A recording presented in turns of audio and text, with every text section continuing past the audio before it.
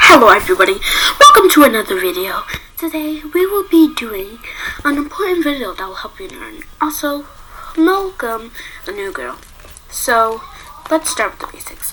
How does a snowstorm happen? Well, we don't know. So, let's just start with the things we do know. So, we know the snowstorm's made out of snow, which is too easy to know. So, we're just gonna put that aside. So, that's too easy. But if we're gonna do this, we're gonna need someone's help. Let's think. I know someone really perfect. Meet Froggy's mom, J-Mo Carl.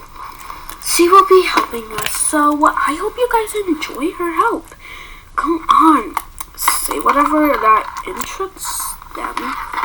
Well, this is a prediction from me.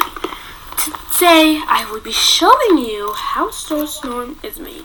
Not showing, but saying. So basically, we form a blizzard. A few things that make a blizzard. Can you name it? I don't really know. I know it's cool air and some snow. So, after that's made, another blizzard's happening. So, those two blizzards may connect together and start mixing and forming a snowstorm.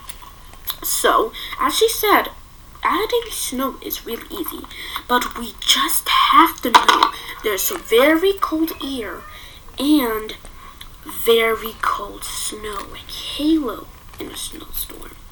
So, if you don't know what halo is, it's like those tiny bits that look like frosts. Some can be the size of a baseball. But they just hit you so hard, you could get injured. So, I hope you guys enjoyed. Goodbye, and I hope you loved my prediction. Have a great day to you.